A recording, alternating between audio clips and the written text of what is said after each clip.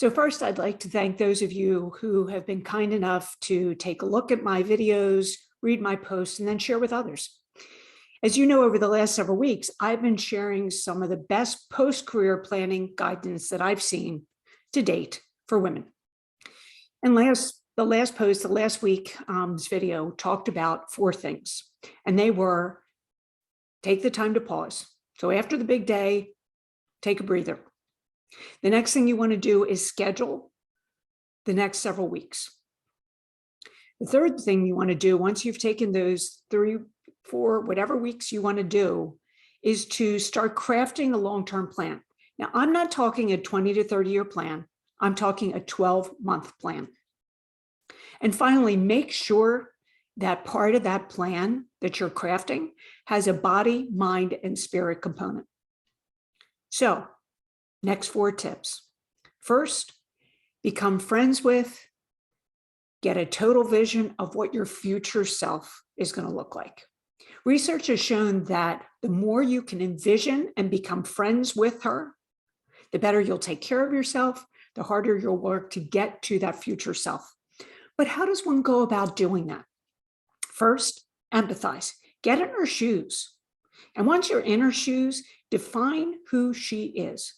What is she like? What is she not like? Who is she? What's part of her routine, her daily life? And then get crazy, ideate, brainstorm, come up with as many different ideas, things that you thought, I'd love to do this, but I don't want to do it. Do it, try it out. Because the next step you're going to do is test out some of these different scenarios. For instance, let's say you've always wanted to, or you thought you've always wanted to move to Arizona. My recommendation, rent during the hottest months of the year. See if that's still a good fit for you. And for any of those scenarios that you try out and doesn't work for you, go back to the drawing board. It's your life. You can craft it how you'd like to. Second tip is one of my favorite quotes by Brené Brown, and I'm paraphrasing. She said, forget pursuing your passion. It's too much pressure. You don't have to live up to anybody else's standards or feel like that's the only way you're going to achieve what you want to achieve. Instead, be like a hummingbird. Embrace your curiosity. I love that. Thanks, Brené. The third thing you should know is that, did you know that Japan is ranked as the second in terms of the world for life expectancy? In fact, the small island of Okinawa has 4 times as many people throughout the globe that live to 100 plus years of age.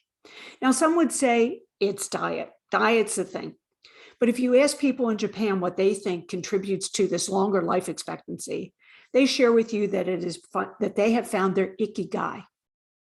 Now, ikigai, loosely translated, is doing things and finding things that make your life worthwhile. So give some thought to what is it that your community, your family, your friends, or the world needs that you have to offer. And finally, the 4th tip I offer you this week is to write your retirement manifesto. Now, I'm not going to remember all this, so I'm going to actually read to you what I found on a blog that was shared by Kathleen Coxwell. She said, take the time to write an expression of your own intentions, opinions, and vision. Now, what does that look like? Here are some of the questions you want to answer. What do you truly believe in? This can be anything. It can be as large as God, family, or love, but it might also be about more simple things: reading, cupcakes, even smiling at strangers. The next thing you want to do is to write down what you want for the world and some ideas of how to make that happen. The next thing is to document what you know to be true. As I like to say, lessons learned, the big and small life lessons that you have learned thus far. And finally, for fun, think about what you would want your bumper sticker to say.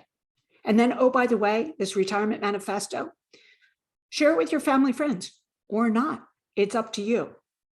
The last thing I leave you with this week is find out what this ikigai is all about. I promise you it will open up a whole world of possibilities for what post-career life could look like for you.